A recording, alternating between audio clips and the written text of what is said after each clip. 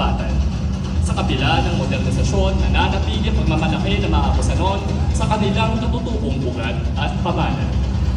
Once again, Agusan del Norte, Melgin Baruel. Lapu-Lapu ay nagmula at isinilang sa bansang Borneo. Siya ay kilala sa bansang na si Lapu-Lapu.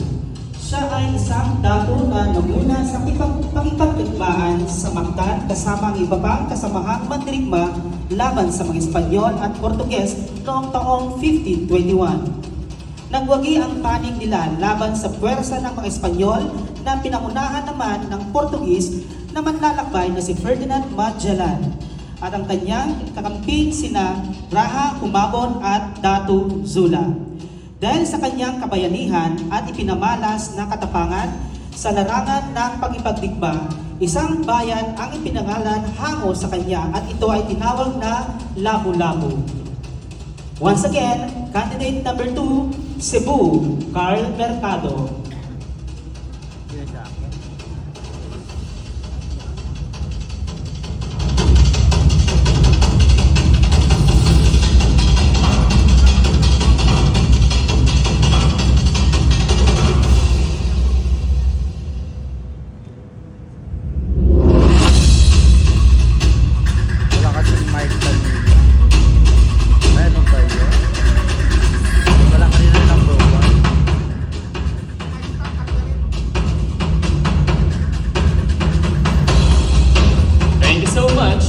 Candidate number 2, Cebu, Carl Mercado. Let's welcome candidate number 3, Negros. Go Joshua! Mag-aso. Aso Falls. Ang national costume na ito ay inspired sa Mag-aso Falls ng Kabangkalan, Negros Occidental. Ang mga nakatagong talon na tinatawag na Mag-aso Falls. Pinangalanan ang mga ito mula sa salitang aso o pusok dahil sa ambon na nabubuo mula sa malakas na pagbagsak ng tubig na nakawig ng pusok. Isa ito sa mga sikat na tourist spot at ipinagmamalaki ng Negros Occidental.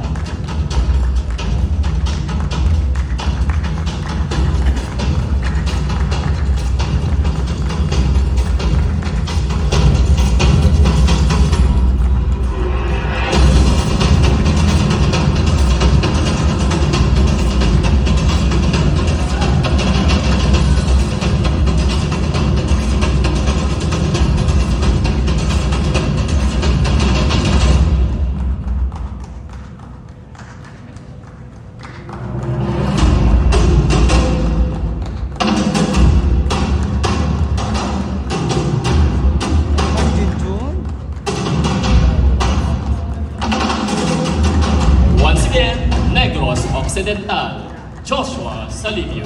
Romblon, J. Vincent Siopon. Ang kasuotang kultural na katao mula sa Romblon ay hango sa isang nilalang sa mitolohiyang Pilipino na espiritu ng dagat. Ipinapakita ng kasuotang ito ang malalim na ugnayan ng lalawigan sa karagatan at sa mga alamat na nagmula rito. Karaniwang palamuti ng kasuotan ang perlas, korales at magikinang na kaliskis na gawa sa sikhin o metal. Madalas itong sinusuot sa mga selebrasyon, pagtatanghal ng kultura at mga patimpalak bilang simbolo ng kapangyarihan at kagandahan ng dagat. Ang kasuotang ito ay patunay na malikhaing sining at pagmamalaking kultural ng mga taga-Romblon.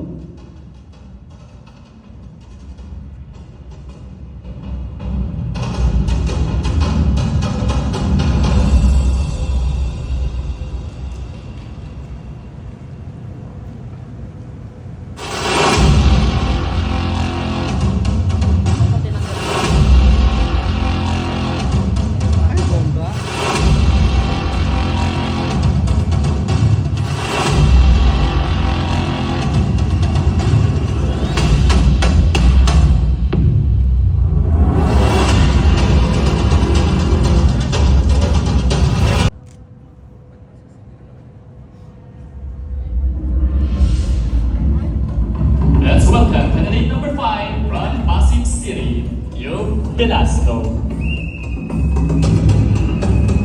Ang sash na bukhaw ay sumisimbolo sa ilog Pasig, ang likas na yaman ng Pasig, nagbibigay buhay sa lungsod at daloy ng kabuhayan at kultura. Ang babor o barko ay ang diwang balangay ng mga Pilipino o ang bayanihan ng mga Pilipinong tungong progreso. Ang lambat na may huling mga isda ay sumisimbolo sa mga kayamanan ng Pasigenyo at kanilang pagsisikap. Ang sagwan ay sumisimbolo sa pagkontrol sa direksyon ng kanilang kapalaran at sama-samang paglalakbay sa agos ng buhay. At ang dilaw na araw ay nagbibigay ilaw sa daan upang gabayan ang mga Pilipino sa progresong syudad at magbigay pag-asa sa bawat bukas.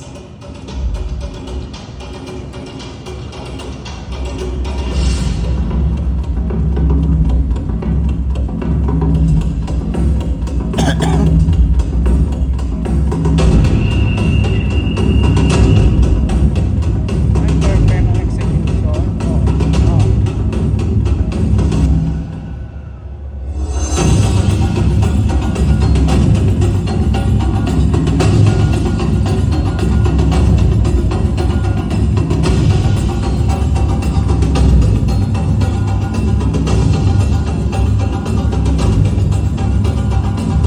Once again, candidate number 5, Pasig City, Yo Velasco. Behold Agatha, isang napakagandang warrior costume na inspirasyon ng mga tribong Acta, Lopez at Dumagat sa Quezon Province. Ginawa gamit ang bao ng nyog, mga kwintas na gawa sa kahoy, banig at mga katutubong basket. Ang bawat elemento ay nagbibigay pugay sa kasilingan ng ating mga ninuno. Dinisenyo at tinahi ng kanyang sariling mga kamay ang obra maestra ng tribo na ito ay pinarangalan hindi lamang sa kaligtasan kundi sa walang hanggang diwa ng pangangalaga sa kultura. Si Agatha kasama ang kahoy na aktang figure at pinagtagpi nitong legacy ay naglalaman ng katatagan, pagmamalaki at kaluluwa ng bawat Quezonian. Isang mandirigma hindi lamang sa nakaraan kundi pamana at pag-asa. Isa manalo.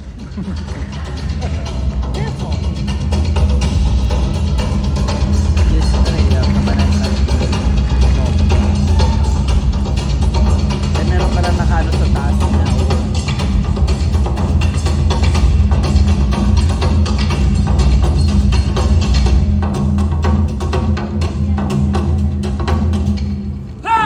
Ay, perfect execution. Venga, pizza. Maraming tao sa taas.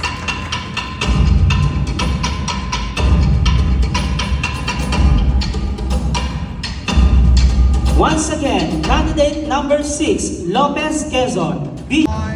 Si Machete ay hango sa isang klasikong comic book na sinulat ni Pablo Gomez. Si Machete ay isang magiting at matikas na mandirigma na pumanaw at kalaunan ay naging isang puno. Ang puno ay nagbibigay ng material sa paggawa ng mga obrang iyari sa kahoy. Dahil sa pagmamahal ng dalawang babaeng mortal, siya ay nagkaroon ng pagtatangi na maranasan kung paano umibig ng wagas.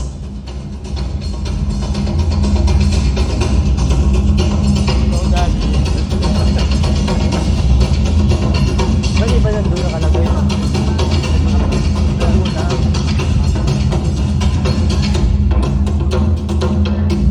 Laguna ba yan?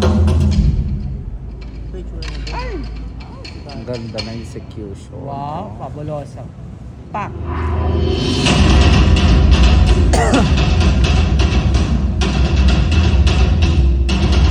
Ay!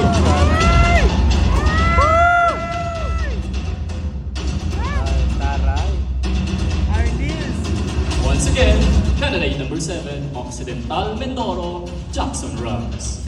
Paglayan.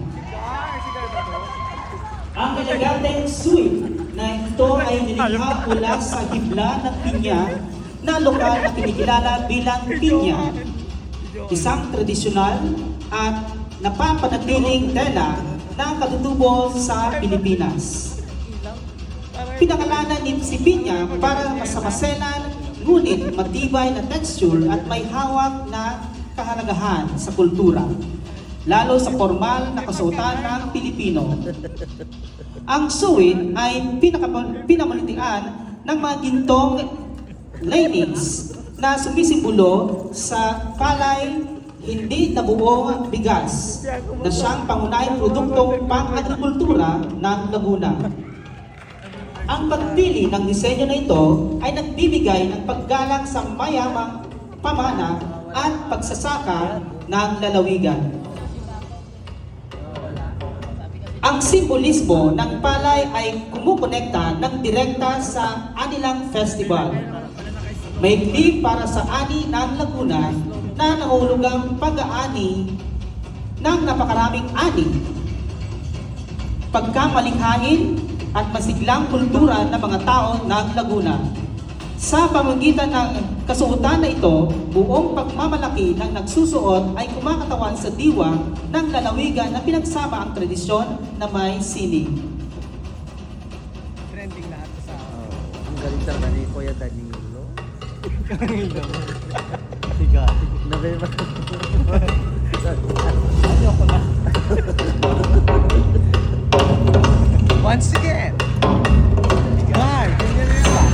Once again, candidate Ang kandidato ay nakasuot ng isang ipinagmamalaki ng interesadong iburot na mandirigma malaki sa kapanghamanghang kultura ng kanyang rehiyon. Nag-iipon siya ng mga lakas sa pagdadala ng pagmamalaki na iyon mula sa kadakilaan ng kultura na kumumog sa kanyang natatanging pagkakakilanlan. Sa paglipas ng taon, umaangat siya sa mga hamon at nagwagi mula sa mga paghihirap na ito. Kinakatawan niya ang mga modernong Pilipino sa kanyang komunidad. Sa paglipas ng mga taon, dinadali nila ang pagkakakilanlan na iyon habang sumasayaw sila sa mga pagbabago ng bukas, ngunit nananatiling matatag sa gitna ng mga hamon ng panahon. Ang pagbabago ito ay tinatag upang ipakita ang parehong aspeto ng teritoryo at ang kagandahan ng isang mandirigmang igurot.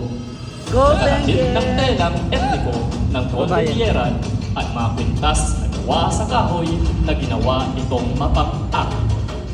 Fashion designer by Andrew Dumont, Bisaya Jr. Perfect! Ay, tama. Ganda flower. Once again, Nagilian La Union, Mark Dondi Prince Ariola. Ang aking kasuotan ay gawa sa walis at sa mga recycled na materyales tulad ng goma, palamuti at pampakintab. Ipinapakita nito ang aking advokasya sa pagre-recycle na dapat bigyang halaga ang mga bagay na maaari pang pakinabangan upang makatulong sa kalikasan. Ang walis ay hindi lamang kasangkapan, kundi isang simbolo ng pagkakaisa. Isang paalaala na kahit gaano kaliit o kahina ang isang himla, kapag nagsama-sama ay nagkakaroon ng lakas upang makagawa at malaki at makabuluhang pagbabago. Isa rin itong pagkikilala sa pangunahing kabuhayan ng aming bayan sa Nagilian, La Union, kung saan umunlad ang ekonomiya dahil sa paggawa at pagnenegosyo ng walis tambo.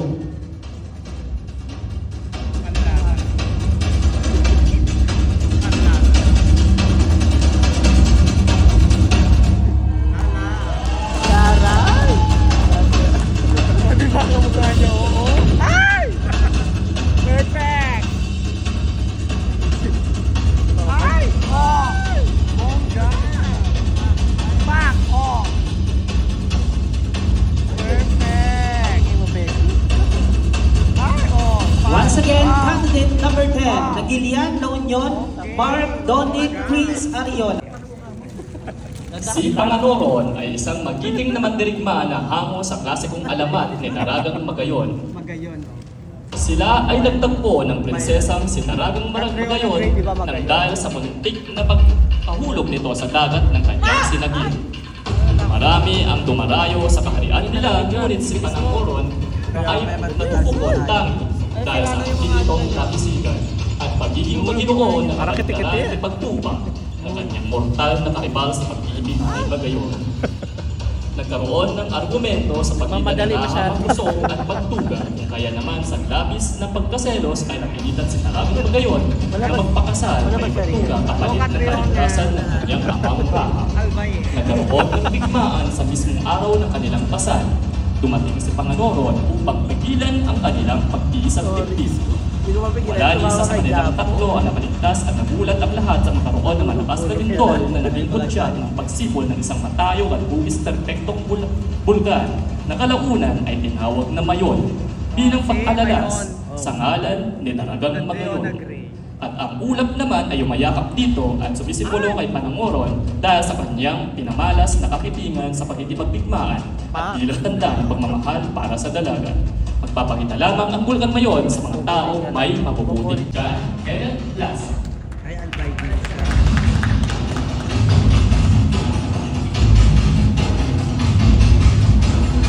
Candidate number 12, Katanawan, Quezon, Ruel Morcel. Sa Manalo. Ang tradisyonal na kasuotan ay isang kamanghamanghang obra maestra, isang kulay na pagsasalin ng katutubong materyales at sumisipulong Go, Quezon! na nilikha ang may kapiwang na tradisyon ng mga katawan sa pamamagitan ng Huling-Huling Festival at New Ay, Year. po. Ang kasuotan ay isang patunay na pagmamalasakit at talino ng mga mamamayan kung saan 60% ng kabuuang materyales ay mula sa niyog at 40% mula sa ibang mga makukulay at pagpestang materyales. Kabog.